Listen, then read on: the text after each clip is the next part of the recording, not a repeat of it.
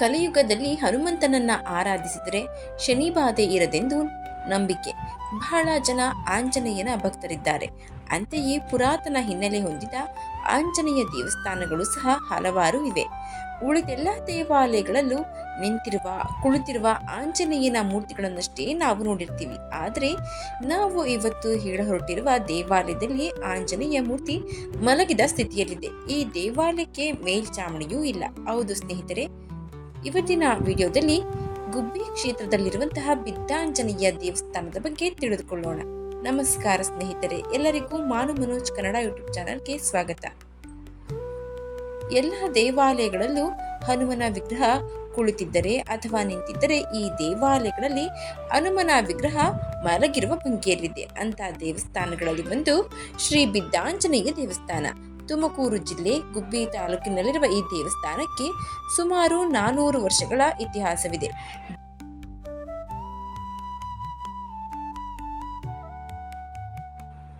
ಜೀವನದಲ್ಲಿ ನೊಂದು ಬೆಂದು ಹತಾಶರಾಗಿ ಬಿದ್ದು ಹೋದ ಭಕ್ತರನ್ನ ಈ ಬಿದ್ದಾಂಜನೇಯ ಎತ್ತಿ ಉದ್ಧರಿಸ್ತಾನೆ ಎನ್ನುವುದು ಭಕ್ತರ ನಂಬಿಕೆ. ಬೇರೆ ಎಲ್ಲ ದೇವಸ್ಥಾನಗಳಲ್ಲಿರುವಂತೆ ಇಲ್ಲಿ ಆಂಜನೇಯನ ಮೂರ್ತಿ ನಿಂತುಕೊಂಡಿರದೆ ಮಲಗಿದ ಸ್ಥಿತಿಯಲ್ಲಿರುವುದೇ ಇಲ್ಲಿನ ವಿಶೇಷ. ಅದಕ್ಕೆ ಬಿದ್ದಾಂಜನೇಯ ಎಂಬ ಹೆಸರು ಬಂದಿರಲೂಬಹುದು.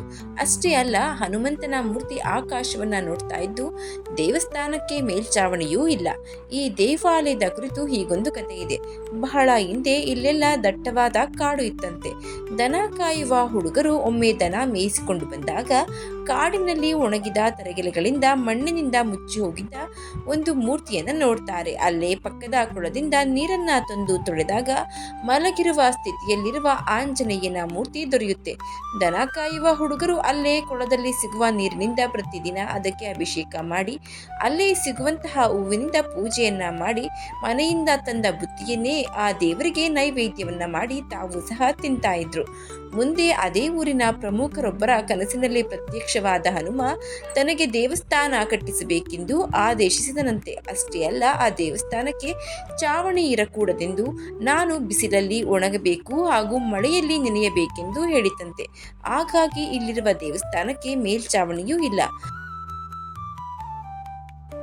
ಒಮ್ಮೆ ದೇವಸ್ಥಾನಕ್ಕೆ ತಗಡಿನ ಚಾವಣಿಯನ್ನ ಒದಗಿಸಿದಾಗ ಆ ವರ್ಷ ಗುಬ್ಬಿ ತಾಲೂಕಿನ ಪೂರ್ತಿ ಮಳೆಯಾಗದೆ ಬರದ ಛಾಯೆ ಆವರಿಸಿತಂತೆ. ಆಗ ಊರಿನ ಹಿರಿಯರ ಆದೇಶದ ಮೇರೆಗೆ ಚಾವಣಿ ತೆಗೆದ ನಂತರ ಮಳೆ ಬಂತೆಂದು ಈ ಭಾಗದ ಜನ ಹೇಳ್ತಾರೆ. ಆಂಜನೇಯ ಮೂರ್ತಿಯ ಹಿಂಭಾಗದಲ್ಲಿ ಗಣೇಶನ ಸಣ್ಣ ವಿಗ್ರಹವನ್ನ ಪ್ರತಿಷ್ಠಾಪಿಸಲಾಗಿದೆ.